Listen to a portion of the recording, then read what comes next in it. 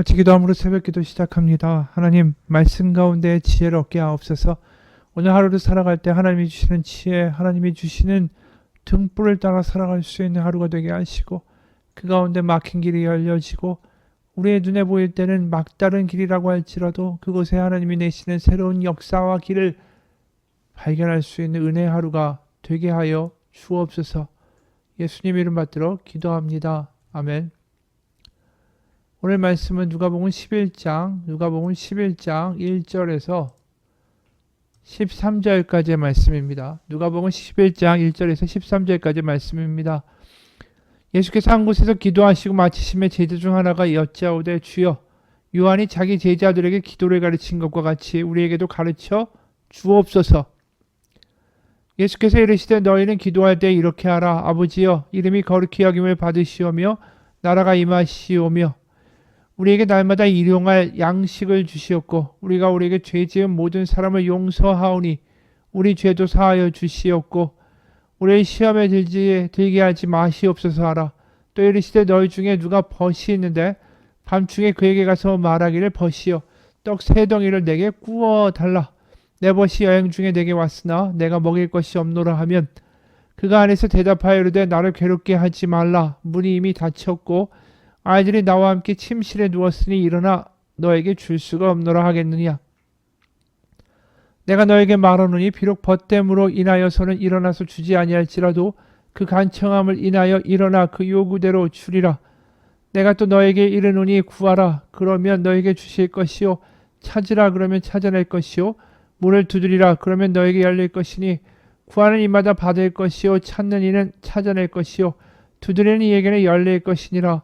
너희 중에 아버지 된 자로서 누가 아들이 생선을 달라 하는데 생선 대신에 뱀을 주며 알을 달라 하는데 정갈을 주겠느냐. 너희가 악할지라도 좋은 것을 자식에게 줄 알거든 하물며 너희 하는 아버지께서 구하는 자에게 성령을 주시지 않겠느냐 하시니라. 아멘. 오늘 주님이 제자들의 그 기도가 무엇이냐 알려달라고 이야기할 때 기도를 알려주시죠. 주기도문입니다. 사실 유대교에서는 정해진 기도문이 다 있었죠. 아침, 점심, 저녁에. 그리고 또 분명하게 쉐마라는 하나님의 말씀을 암송하는 그 기도의 시간도 있었습니다. 쉐마는 특히 유명하죠. 신명기 6장 4절에서 9절 보면 신명기 6장 4절에서 9절을 보면 이스라엘아 들으라. 우리 하나님 여호와는 유일한 여호와이시니 너는 마음을 다하고 뜻을 다하고 힘을 다하여 내 하나님 여호와를 사랑하라. 오늘 내가 너에게 명하는 이 말씀을 너는 마음에 새기고 너 자녀에게 부지런히 가르치며 집에 앉았을 때에든지 길을 갈 때에든지 누워있을 때에든지 일어날 때에든지 이 말씀을 강론할 것이며 너는 또 그것을 내 손목에 매어 기호로 삼으며 내 미간에 붙여 표로 삼고 또 너의 집 문설주와 바깥문에 기록할지니라. 이게 쉐마죠. 샤마라는 히브리어 듣다라는 동사의 명령형 바로 쉐마. 그래서 4절에 이스라엘아 들으라 하지만 원문에 보면 쉐마 이스라엘 이렇게 말합니다. 그래서 이제 쉐마라고 부르는 거죠. 그래서 이런 대목이 섞여 있는 기도문을 아침, 점심, 저녁 때 기도를 하고 또 기도와 같은 찬송인 테필라를 같이 하게 됩니다. 그러니까 유대인들은 사실은 이 정해진 시간에 늘 기도를 할 뿐 아니라 또 식사 전으로 항상 하나님께 이 감사의 기도를 드리고 또 식후에는 이스라엘의 자비를 구하는 기도, 땅과 양식에 대한 감사의 기도, 이런 기도들을 드렸다라는 거죠. 그러니까 이들이 사실은 성전에 정해진 절기에 가고 또 자신들의 속죄제나 어떤 화목제를 위해서 특별한 경우에 올라가기도 하지만 이 유대인들에게 율법을 따라 산다라는 것은 매일매일이 사실은 성전에 가는 것과 다를 바가 없는 거죠. 하나님을 기억하는 하루의 3번의 시간들, 또 식사할 때마다 또 식전 식후에 하나님께 감사하는 기도들, 그러니까 그들의 삶 가운데 하나님의 어떤 임재 그리고 하나님을 경험하고 하나님을 떠올리는 시간들, 이러한 것들이 항상 존재했다라는 거죠. 그렇기 때문에 유대인들이 지금도 그 이스라엘을 만들게 되고 나라가 없어졌는데도 불구하고 나중에 그 세계대전 이후에 이스라엘을 땅을 찾아가지고 다시 나라를 건국하게 되는 거 아닙니까? 어떤 나라들도 사실은 그 수많은 시간이 지나면 영토 없이 어떻게 그 민족이 유지가 될 수 있겠어요? 다 흔적 없이 사라지죠. 설사 나라가 있고 뭐가 있다 할지라도 사라지는 민족들이 얼마나 많습니까? 청나라, 중국의 청나라를 만들었던 그 만주족들은 이미 다 사라지고 동화돼서 언어까지 다 없어지지 않았습니까? 그런데도 이 유대인들이 지금까지 그렇게 자신의 정체성을 유지할 수 있었던 것, 바로 이 기도의 생활이었다라는 거죠. 그리고 절기를 지키는 그들의 신앙의 모습. 그러니까 이 기도문이라는 것이 항상 하나님을 떠올리는데, 하나님 어떻게 떠올리느냐, 하나님 어떤 분이냐, 우리는 또 하나님께 어떠한 존재인가, 이것을 다시 한번 상기하는 것. 그래서 이 기도문의 내용은 굉장히 중요한 거죠. 그래서 기도를 어떻게 해야 됩니까?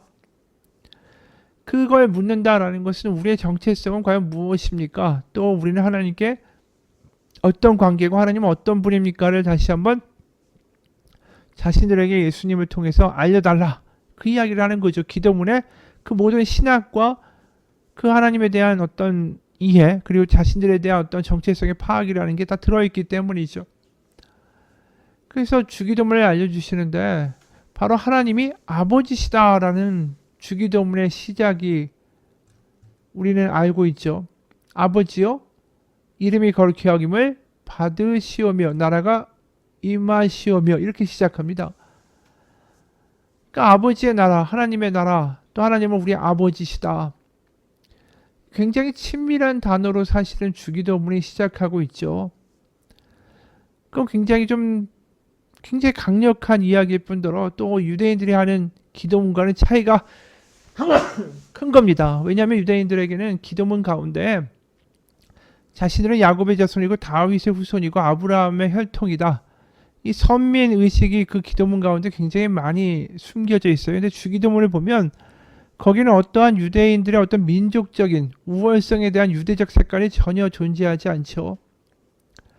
게다가 하나님의 나라가 임하신다라고 이야기하면서 뜻이 이루어질 것이고, 그러면서 거기에 우리의 죄도 용서해 주시고 시험에 들게 하지 마시고 양식도 달라고 이야기하면서 하나님의 뜻이 먼저 이루어지기를 기도하고 그 다음에 우리들의 간구를 이야기하고, 그렇게 이어지죠. 전반부는 나라가 임하시고 거룩히 여김을 받으시고 아버지요, 뭐 이런 이야기들이 나오고, 그 다음에 양식을 달라, 죄를 사해 달라, 뭐 이런 것들, 시험에 들게 하지 말라라는 어떤 개인의 그 하나님께 드리는 간청으로 연결되는 기도문입니다. 그러니까 이 기도문이 결국 뭘 보여주냐면 하나님이 굉장히 친밀한 관계시면서 동시에 굉장히 거룩하신 분이라는 양면성을 기도문에 가지고 있는 거예요.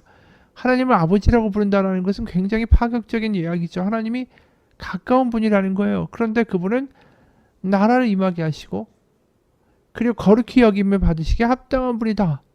그러니까 굉장히 크신 분이 동시에 나의 아버지가 되시고 나의 일용할 양식까지 챙겨주시고 나의 죄도 사하여 주시고 나를 허물 없이 받아주시는 그런 분이다라는 파격적인 이야기를 하는 거죠. 그러니까 굉장히 거룩하고 먼 그 하나님이 동시에 나와 친밀하시면서 나의 아버지가 되어주시는 관계다. 이거 자체가 굉장히 놀라운 이야기를 주기도문에 담고 있는 거예요. 그래서 거룩하신 하나님에 대한 호소라든가 거룩한 하나님을 찬송한다든가 그냥 거룩하고 먼 분이라고만 이야기하는 것이 아니라 그분이 나의 삶과 나의 일상의 삶 가운데 관심을 가지고 계신 분이다라는 것을 이 기도를 하면서 다시 한번 깨닫고 기억하고 상기하는 거죠. 그래서 그 다음에 말씀하시는 이 예수님의 비유 역시 바로 그 이야기를 그대로 하고 있어요. 바로 이 기도에 나타나는 거죠. 하나님이 기도에서 어떤 관계인 것을 생각하고 기도해야 하는가. 그 친구가 이제 자기한테 여행 중에 왔다. 내가 먹을 게 없다. 빵이 여분이 없다라는 거죠. 왜냐하면 그 당시에 당일마다 재분을 하고 그날 먹을 만큼의 빵만을 구웠으니까 갑자기 친구가 확 들어오니까 먹일 빵이 없는 거예요. 그런데 그 동네 아낙네들이 매일 아침에 모여가지고 이제 재분을 하고 빵가루, 밀가루를 만들잖아요. 그럴 때 이제 딱 보면 저 집에는 오늘 밀가루를 좀 많이 가져갔으니까 빵에 여분이 있겠다라는 것을 다 알고 있는 거예요. 그래서 그 집에 가서 문을 두들기는 거죠. 나 빵이 없는데 친구가 왔다. 그래서 먹을 것 좀 달라 이렇게 얘기하니까 그 7절에서 그 사람이 나를 괴롭게 하지 마라. 문은 이미 닫혔고 아이들과 나는 침실에 누웠으니 너한테 줄 수가 없다. 이렇게 말 못할 거 아니겠느냐라고 예수님이 말씀하시는 거죠. 그러니까 있는데도 불구하고 나는 줄 수 없다라고 말할 수 있는 것은 굉장히 불가능한 일이라는 거예요. 그 고대 유대의 풍습에서. 왜냐하면 손님을 대접하는 것은 굉장히 중요한 문제였기 때문이에요. 손님이 와서 먹을 걸 줘야 되는데 먹을 게 없다. 그러면 당연히 일어나서 밤에 아무리 문을 두들기고 힘들게 해도 당연히 그 먹을 걸 주는 것이 그 마을에 있어서 그 당시 사람들에 있어서 당연한 그 생활의 방식이었죠. 왜 그러냐면 지금도 베드윈족을 보게 되면 사막에서 이렇다라는 거예요. 베드윈족의 환대는 사막의 유목민 생활에서 유래했다. 한낮 섭씨 45도를 오르락 내리락 하는 사막에서 나그네가 물을 구하지 못한 채 생존할 수 있는 시간은 불과 12시간. 수시로 불어대는 바람으로 모래 언덕이 새로 생겼다 사라지기 때문에 길을 잃기도 십상이다. 만약 사막에서 한 사람이 그 자신의 부족을 떠나게 되면 생명을 내놓는 거나 마찬가지였다. 약탈이 잦았던 시절에 사막이 생명을 빼앗아가지 않는다 할지라도 다른 부족 사람이 그를 죽일지도 모를 일이었다. 베두인족의 환대는 이처럼 이방인의 생명을 구하는 어떤 신성함을 가지고 있다라고도 볼 수 있지만 동시에 서로를 보호하는 일종의 보험과도 같은 기능을 한 거다. 나그네를 환대하는 그런 것이 없다면 오랜 생활 동안 이방인은 물론이거나 수많은 베두인족도 사막에서 목숨을 잃었을 것이다. 결국 그 나그네를 도와준다라는 것은 결국 자기가 그런 나그네가 될 수 있다라는 것을 알기 때문에 당연히 해야 된다라는 거죠. 그래서 베두인족은 도움을 청하는 이방인을 대접하지 않거나 손님으로 맞아들인 후에 해를 끼친다면 그것이 부족의 명예를 실추시키는 것으로 간주한다. 그러니까 이게 되게 중요한 문제였다라는 거예요. 그 고대 유대 지역에서도. 그러니까 타인에서 자기 친구가 왔대요. 나그네 아닙니까? 먹을 걸 줘야 되는데 없어요. 그래서 문을 두들겼습니다. 근데 못 준다. 그렇게 되면 어떤 일이 벌어집니까? 그 동네가 다 조그마고 밤에 문을 그렇게 죽어라 두들겼으니까 빵 달라고 소리 질렀으니까 주변의 모든 그 동네 사람들이 아는 거죠. 근데 문 닫고서 나 이제 밤 늦었으니까 빵을 줄 수 없다. 이렇게 얘기해버리면 그 소문이 삽시간에 그 동네에 퍼져나갈 겁니다. 그러니까 8절에 내가 너에게 말하노니 비록 벗됨으로 인하여서는 일어나서 주지 아니할지라도 그 간청함을 인하여 일어나 그 요구대로 주리라. 동네에서 지킬 수는 없잖아요. 동네에서 완전히 내놓은 사람 될 수 없으니까 문을 두들기면 그래도 이 친구 때문에 주는 게 아니라 그 창피함 때문이라도 결국 일어나서 줄 수밖에 없다라는 거죠. 여기에 간청한다라는 말이 나오죠. 문을 두들긴다라는 그 헬라어가 아나데이아라는 헬라어예요. 그러니까 무례하고 막무가내로 염치도 없이 마구 큰 소리로 문이 떠내려가라 두들기는 모습을 가리키는 겁니다. 그러니까 그 마을의 평판이 무서워서라도 줄 수밖에 없다라는 거죠. 왜 예수님이 이야기를 하실까요?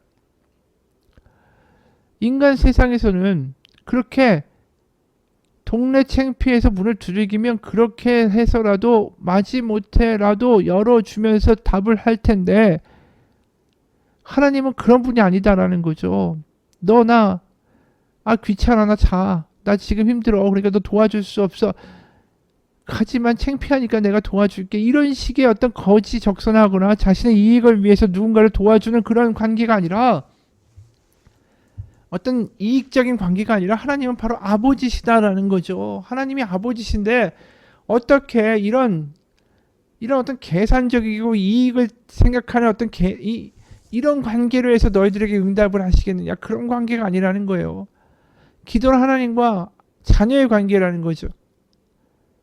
그게 주기도문의 핵심인 거예요. 하나님은 그렇게 크신 분이고 대단한 분이시고 천지를 만드신 하나님이시지만 동시에 너의 아버지가 되어주신다.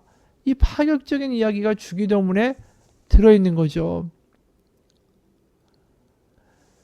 그래서 오늘 그 말씀하시는 거 아니에요? 바로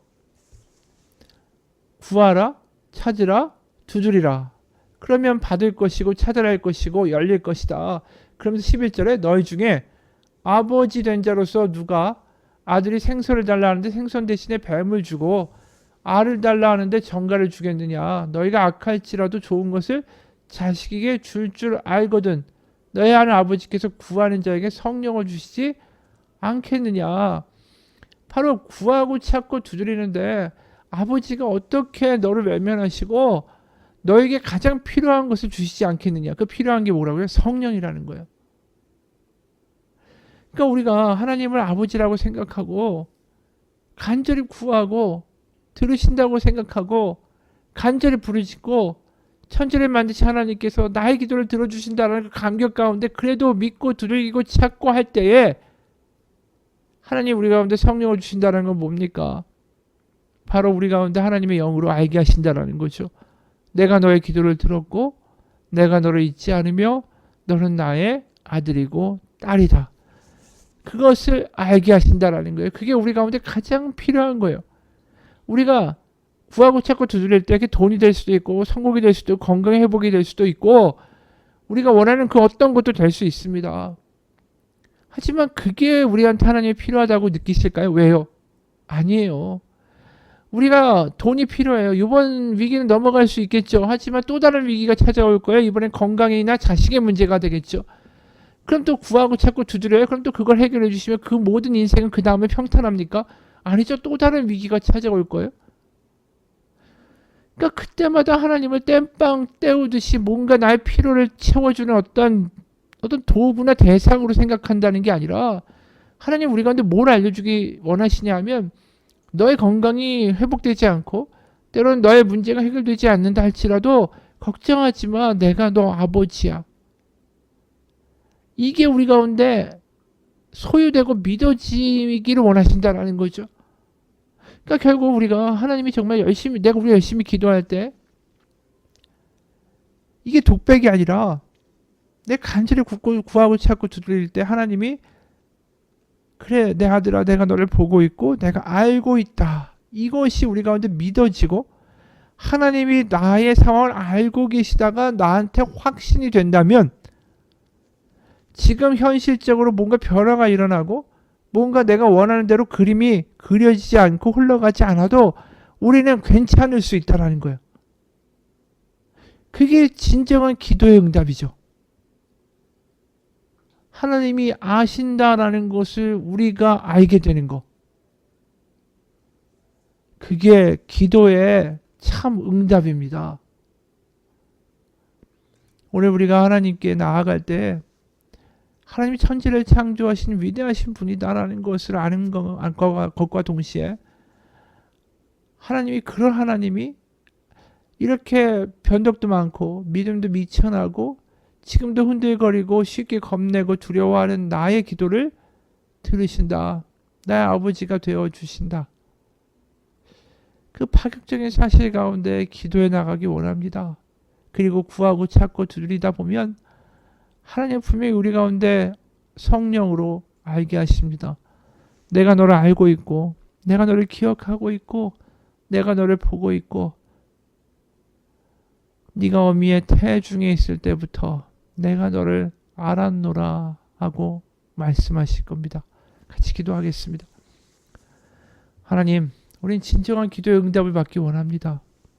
내가 원하는 것이 이루어지지 않는다 할지라도 하나님이 나의 아버지가 되셔서 내 아들아 내 딸아 내가 너를 알고 있다. 내가 너를 기억하고 있고 내가 너의 모든 것을 아노라라고 말씀하시는 하나님의 음성, 하나님의 살아계심을 성령으로 알게 하여 주옵소서. 그거 하나면 우리 살아갈 수 있습니다. 하나님이 살아계시고 나의 모든 것을 아신다는 그 순간에 우리는 지금의 문제가 더 이상 문제가 안 된다라는 것을 고백합니다. 하나님 구하고 찾고 두드릴 때에 악한 자라도 그 자녀에게 좋은 걸 줄 줄 알고도 하늘 아버지께서 어찌하여 성령을 주시지 않겠느냐 그 말씀 그대로 우리의 삶 가운데 역사해 주시기를 간절히 구합니다. 예수님 이름 받들어 기도합니다. 아멘.